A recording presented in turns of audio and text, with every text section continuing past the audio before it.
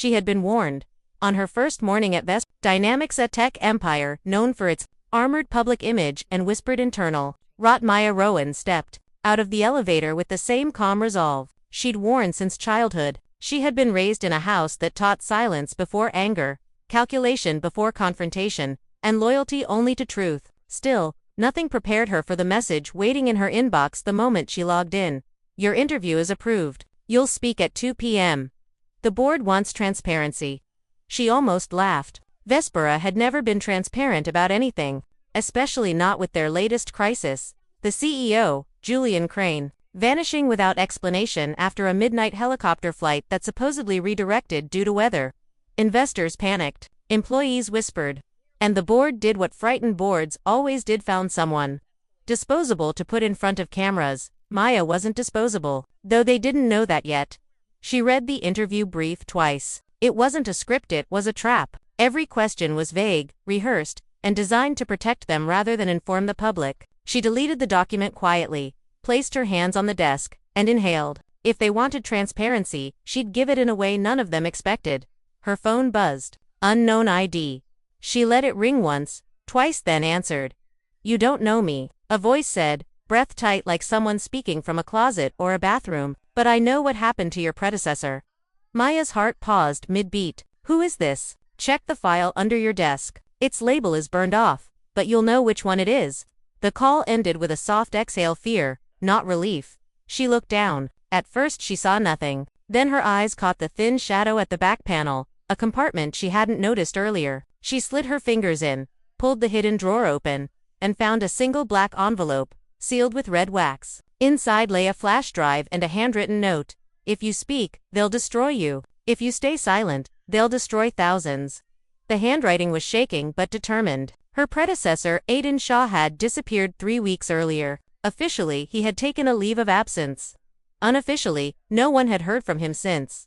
Her pulse flickered with cold fire. She locked her office door, inserted the flash drive, and waited. A single folder loaded, titled Vesperae Sigma. Inside were financial audits, internal memos, emergency recall alerts, and a video file stamped with yesterday's date. She clicked play. A shaky phone camera showed Aiden in a stairwell, whispering. His voice trembled, not from panic but from certainty, like a man who had accepted his fate. Maya, if you're watching this, it means they've chosen you. It also means I won't make it to the interview I scheduled 2 weeks ago. Listen carefully. This company isn't what it pretends to be. The CEO didn't disappear, he was removed. Not by the board, not by investors, by the Sigma division. And the project they're trying to hide it isn't a product launch, it's collateral damage. He swallowed hard. In 3 days, they'll announce a new security algorithm. They'll claim it protects user data, but it doesn't. It mines it, manipulates it, predicts behavior, and then, it pushes markets, elections, individuals, not with ads, with emotional engineering. And it's already active. The video froze. Then the audio warped into a metallic shriek, like someone grabbing the phone out of his hand. Aiden's last words were a whispering fragment. If they find this, they'll. The screen went black. Maya closed the laptop and pressed both palms against her eyes. She wanted to scream, but her upbringing had been too strict for that. Instead she stood, paced the office in silence, then opened the blinds. The city below reflected on the glass millions of people living lives shaped quietly by forces they never saw. The idea of emotional manipulation on such a scale felt like a violation of the entire world's pulse. At 1:12 p.m., she received another message. Studio ready. Car waiting. Wear something neutral. Neutral. No. She didn't believe in playing neutral for men who profited from silence. She changed into a dark navy suit that made her look like a woman who did not ask for permission. When she stepped outside, the company car was there. Black, silent, windows tinted enough to hide a murder if someone wished to commit one. The driver didn't greet her, didn't smile, didn't blink much either. She watched him through the mirror, jaw clenched, eyes flicking to her only when necessary. Sigma division, she thought. They wouldn't risk her going off script. Halfway to the studio, her phone buzzed again, another unknown number. Don't speak their script, the caller whispered. A woman's voice, ragged with fear. Whatever they've told you, whatever they want, do not say it. The moment you protect them, you sign your own warrant. Who are you? Maya asked. I was Sigma division. Past tense. They're watching us right now. Don't look at the driver. Heel report movement. Maya stared forward, eyes fixed on the road. Why warn me? Because you remind me of myself, the woman replied. And I don't want your body to end up where they left Aiden's. Maya's breath stalled. Aiden is dead. Silence. Then, you'll know soon. The call cut. Her hands trembled, just once, before she regained control. She shifted her posture, tapped the window lightly, and cleared her throat. Do you know what questions they'll ask today? She asked the driver casually. No, ma'am, he said. I'm just transportation. A lie. Well-trained. At the studio, cameras glinted like 1,000 watching eyes. Lights burned bright as interrogation lamps. The host, Richard Vale, a polished, silver-tongued industry icon, greeted her with a smile too perfect to trust. We're going to keep this simple, he murmured as crew adjusted her microphone. The company prepared a statement. Read it clearly, stay calm, and there won't be any trouble. Trouble, she echoed. For the market, he said, as if correcting her. But his smile tightened, revealing the truth he hadn't meant to show. When the interview began, millions tuned in. Her heart hammered, but her voice, when she spoke, was steady, crisp, and devastating. The first question was harmless, the second slightly restrictive, the third clearly manufactured, and then came the fourth question. Can you reassure the public that Vespera Dynamics has no ongoing internal investigation related to user data irregularities? The studio froze. The director looked confused. The producer glanced at the host with alarm. That question wasn't on any script. Someone had sabotaged the interview. Maya inhaled. Then, slowly, deliberately, she looked at the camera, directly breaking the invisible rule of corporate interviews, and she spoke. I can't reassure the public of something that would be a lie. Crew members stiffened. Richard Vale's smile died. Off-camera handlers flinched like soldiers hearing a grenade pin pulled. Maya continued. There is an internal investigation, one involving the Sigma division, one involving manipulated data, emotional targeting, psychological profiling, and actions that cross both moral and legal boundaries. A system that doesn't protect people, Maya. Richard interrupted sharply. This isn't but controls them. Chaos erupted behind the cameras. Someone shouted to cut the feed. Another yelled to keep it live because the network was trending. The director waved frantically. Security moved in. Her microphone flickered but didn't turn off fast enough. For those watching, she said, voice rising, you are being studied and steered without your knowledge. And the man who tried to expose it before Madanshad did not disappear voluntarily. Security reached her, but she stepped back from them, holding eye contact with the camera like her life depended on it. Whatever happens to me after this, remember, Vespera Dynamics isn't a company. It's an influence machine and people are its raw material. Her mic went dead. Lights shut off. The broadcast cut to black.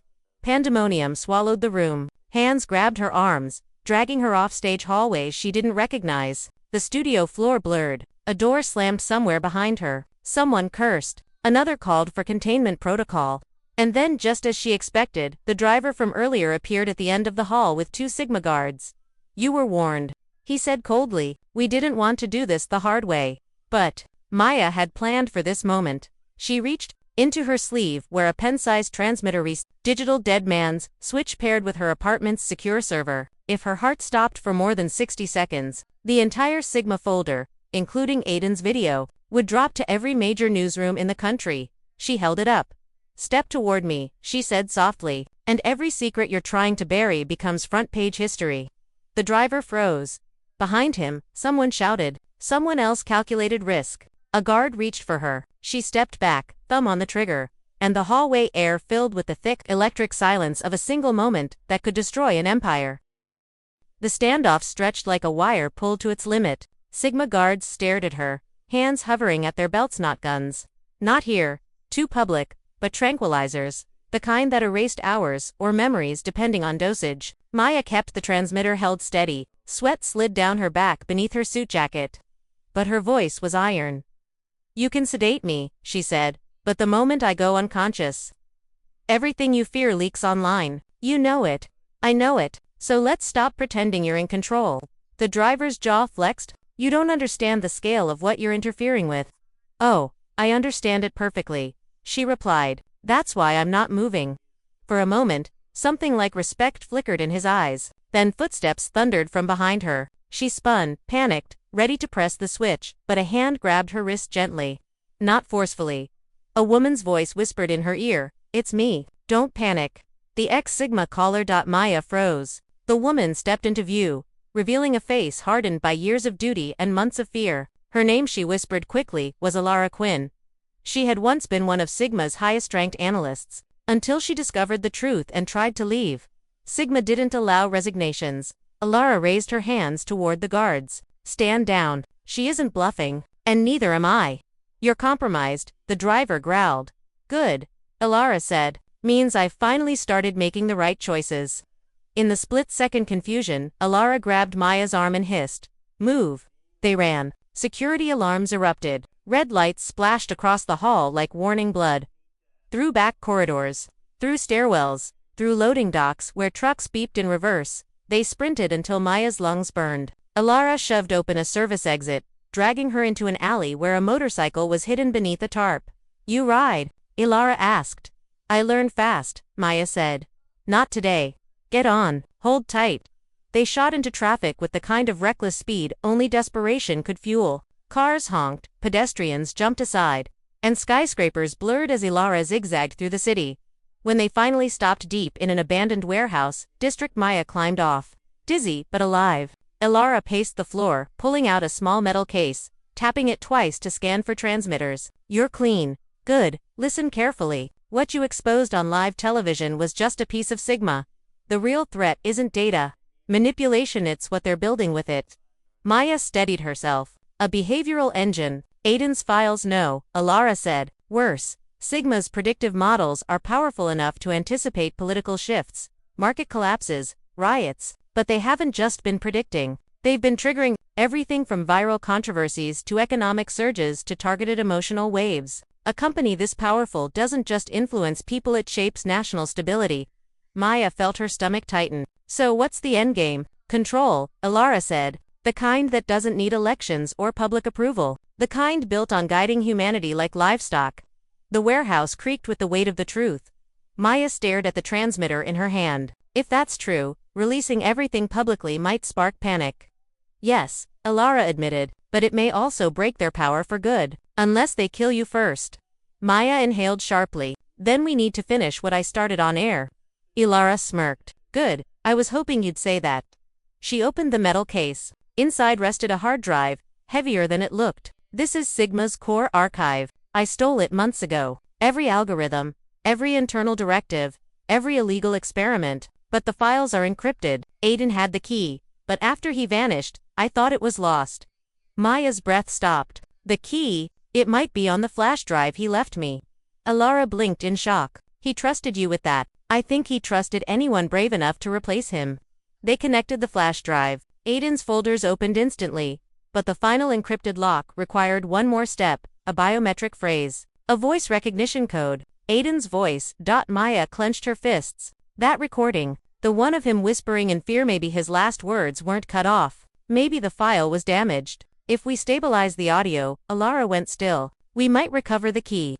Before they could work, a piercing sound echoed through the district. A helicopter. Sigma's emblem glinted under its belly. "They found us," Alara said. No time left. They raced deeper into the warehouse, shielding themselves as masked Sigma operatives descended. Bullets wouldn't be fired, not publicly, but stun rounds cracked against metal beams, sparking like angry lightning. Alara yanked Maya behind a stack of crates. "We need to split up. They want you, not me." "No," Maya said. "We finish this together." Alara hesitated, then nodded. "Then be faster than them."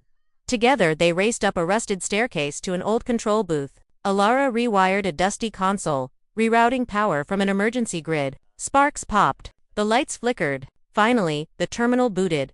"Hurry," Maya whispered as Sigma agents entered the warehouse below.